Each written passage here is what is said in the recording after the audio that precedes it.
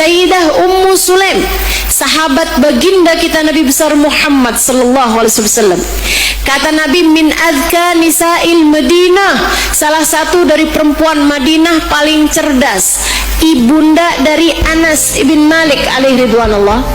Saudaraku sekalian saya muliakan, nikah berapa tahun nggak punya anak, nikah lagi.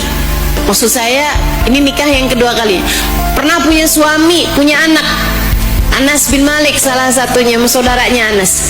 Habis itu kemudian suaminya meninggal dunia, enggak berencana menikah.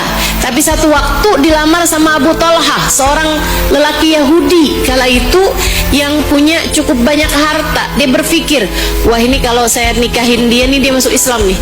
Kalau dia masuk Islam, mudah-mudahan Islamnya bagus, saya bisa pergunakan harta suami saya untuk dakwahnya Nabi Muhammad, buat bisa bantuin dakwahnya Nabi Muhammad nih.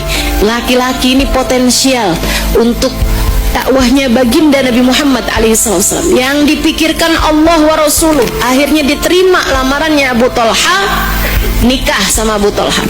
Nikah setahun, 2 tahun, 3 tahun, 4 tahun nggak punya anak. Lama-lama hamil. Pas udah hamil punya anak laki-laki, seneng bener. Abu Talha sayang sama dia, Ummu Sulaim juga sayang sama anak tersebut. Satu waktu anak lagi lucu-lucunya, udah kayak setahunan gitu, anaknya lagi sakit. Abu Talha mau pergi dagang. Gimana nih Ummu Sulaim, anak kita lagi sakit?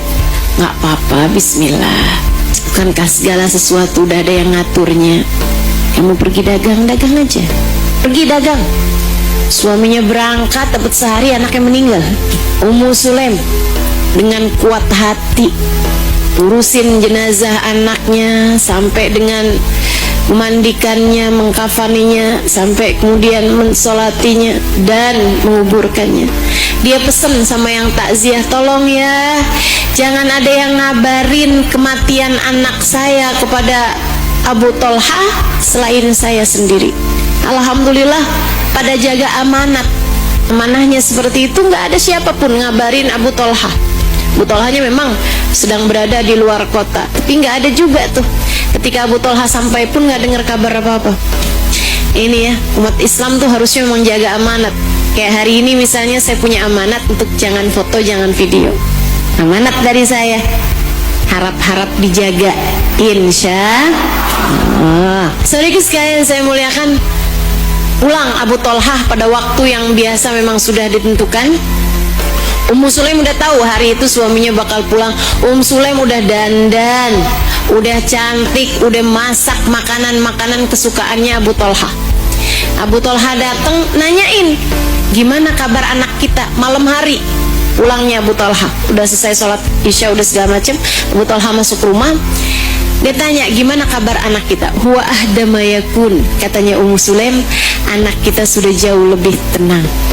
Dikirain, oh anaknya udah sembuh gitu kali ya.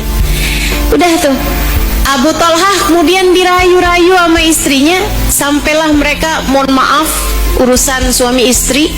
Mereka berhubungan intim malam hari itu. Habis selesai mandi, udah disiapin mau Ummu Sulaim airnya segala macem. Habis itu diajakin bahasanya bener, bahasanya bagus. Kenapa? Iman memenuhi seluruh ruang hatinya.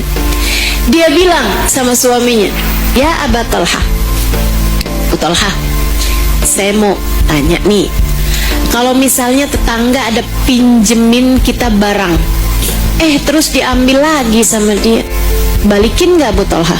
Balikin lah, kan bukan punya kita. Iya sih, tapi kalau saya udah terlalu suka banget sama si barang itu, boleh gak saya tahanin? Gak boleh. Kayak berapa lama lagi aja gitu baru saya balikin, boleh? Nggak boleh. Pas lagi diminta ya udah langsung kita kasih. Walaupun saya sayang sama barang itu, saya suka banget sama barang itu. Iya kan bukan punya kita Ummu Sulaim. Lagian yang mu'alaf itu kan saya, bukan kamu. Harusnya lebih tahu bahwa kalau kita itu pinjem satu barang, dipinjemin satu barang, kalau diminta harus kita kembalikan. Dengan lega hati Abu Talha, dengan lega hati, nggak boleh berat hati Abu Talha, nggak boleh berat hati. Ummu Sulaim kemudian berkata, ya Abu Talha, bukankah anak kita adalah titipan dari Allah Subhanahu wa taala semata. Maksud kamu dia sudah diambil kembali oleh pemiliknya, wahai Abu Talha? Kita harus lega hati, Abu Talha. Anak kita sudah berpulang kembali kepada Allah. Abu Talhanya marah. Jadi maksud kamu tuh anak kita tuh meninggal, dan kamu bisa-bisanya dandan, kamu bisa-bisanya masak, kamu bisa-bisanya merayu saya. Dasar perempuan gak punya hati kamu, Ummu Sulaim. Dia pun kemudian keluar rumah dengan banting pintu. Habis itu baru bingung kemana ya. Pergi ke masjid Nabi Muhammad SAW. Mau ngetuk pintu rumah Nabi kayak sekitaran jam 2, jam 3 pagi. Masih jauh dari waktu subuh. Gak berani, walaupun panik, walaupun sedih, walaupun hancur hatinya, tapi adab di atas segalanya. Itu para sahabat Nabi Muhammad kayak begitu tuh. Adab kepada guru, adab kepada Rasul di atas segalanya. Maka meskipun sehatinya sedang panik, gak karuan pikirannya, tapi tetap gak berani ngetuk pintu rumahnya Nabi Muhammad SAW. Tinggal bolak-balik duduk, gak tenang diri lagi, sholat tapi gak khusyuk juga. Habis selesai sholat mondar-mandir lagi, sampailah Nabi Muhammad keluar untuk sholat subuh. Abu Talha langsung nyamperin Nabi Muhammad SAW. Ya Rasulullah, faqad wajadta Ummu Sulaim qasiyatal qalb. Rasul, Sulaim tuh ternyata keras hatinya. Nabi Muhammad kenal betul siapa Sulaim. Bukan keras hati, tapi kuat hati, tapi kuat iman. Jadi Nabi Muhammad senyum, kemudian bertanya, memangnya kenapa wahai Abu Talha? Abu Talha cerita, Rasul, anak kita tuh meninggal dunia. Bisa-bisa cerita, kemudian cerita panjang lebar tuh yang tadi malam. Nabi kemudian tanya sama Abu Talha, awaqat biha ya Abu Talha?